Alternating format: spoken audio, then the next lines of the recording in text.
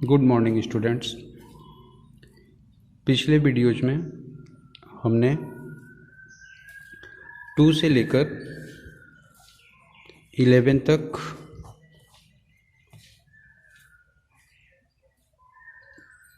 संख्याओं का division rules हमने जाना। आज बेटा हम लोग शुरू करेंगे 12 का।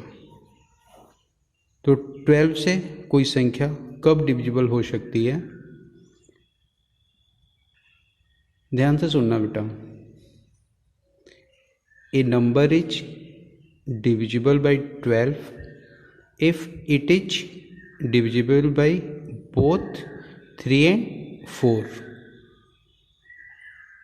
कोई संख्या 12 से तभी विभाजित हो सकती है जब वो 3 और 4 दोनों से विभाजित हो। एक एग्जाम्पल देखते हैं बेटा। हम लोग एक संख्या लेते हैं, वो हम मान लीजिए संख्या हम लोगों की 3032। अब 12 से देखने के लिए बेटा अभी मैंने बताया था जो 3 और 4 दोनों नंबर से देखेंगे इसको। तो 3 का डिविजिबल रूल्स पिछले वीडियो में हमने आप सभी को समझाया है। तो बेटा 3 का क्या होता है,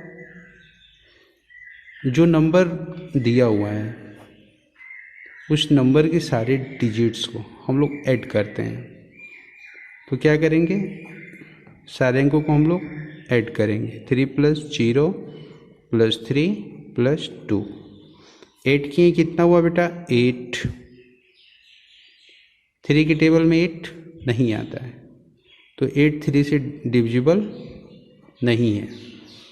अब 32 4 का नियम क्या होता है बेटा। 4 का जो नियम है कि अंतिम दोनों संख्याओं से मिलकर बनने वाली संख्या क्या होगी 32। अब 32 को हम लोग 4 से डिवाइड किए, 32 4 से डिवाइड हो रहा है। तो ये संख्या 3032 12 से डिविजिबल नहीं है। क्यों नहीं है, क्योंकि ये 4 से तो डिवाइड हो रही है लेकिन 3 से डिविजिबल नहीं है। अब एक दूसरी संख्या लेते हैं बेटा हम लोग 2016। अब इस नंबर के सारे डिजिट्स को हम लोग ऐड करेंगे। 2 + 0 + 1 + 6 ऐड किए कितना हुआ बेटा 9, जो 3 से डिविजिबल है। यानी ये जो संख्या है वो 3 से डिविजिबल है। अब 4 के नियम से देखते हैं हम लोग।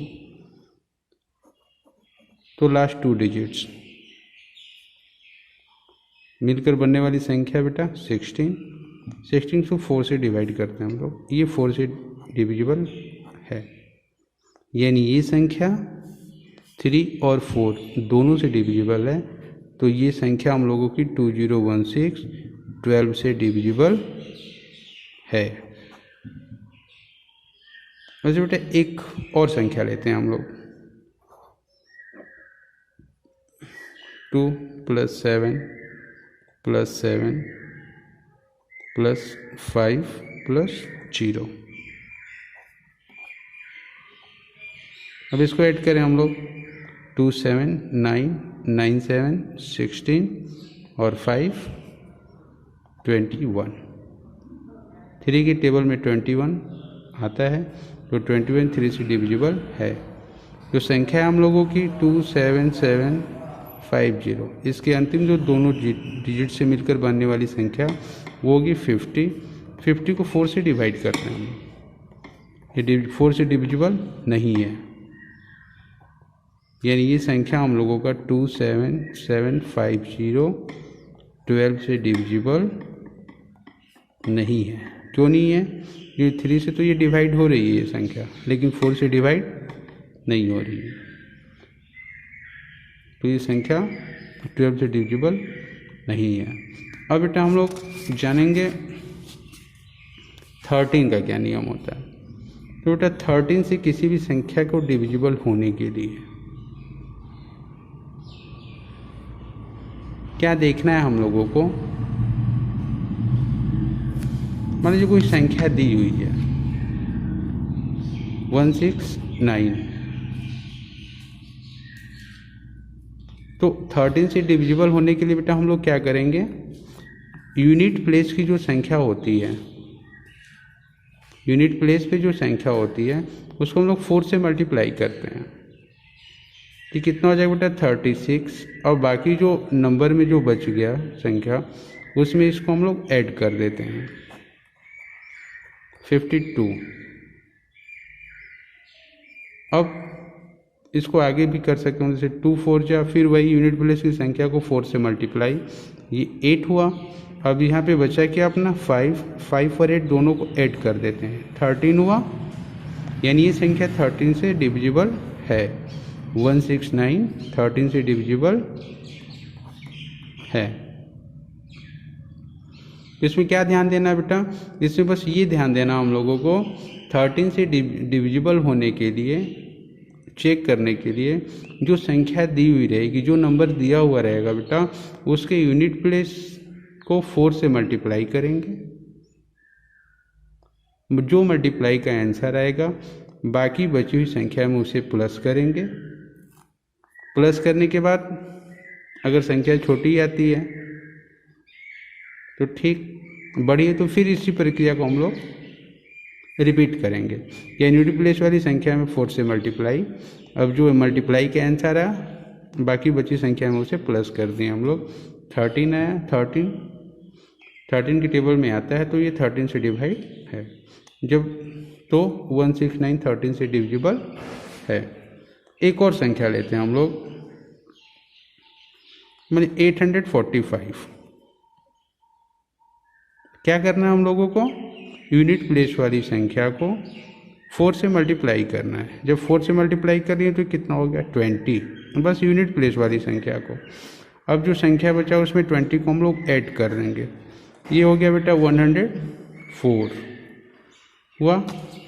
अब फिर वही प्रक्रिया, यूनिट प्लेस वाली संख्या को 4 से मल्टीप्लाई, ये हो गया 16।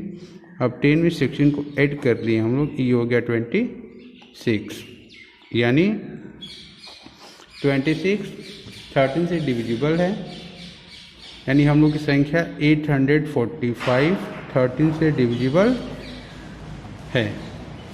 ऐसे बेटा एक संख्या हम लोग और ले लेते हैं, कोई एक संख्या हम लोग दूसरी संख्या देखते हैं।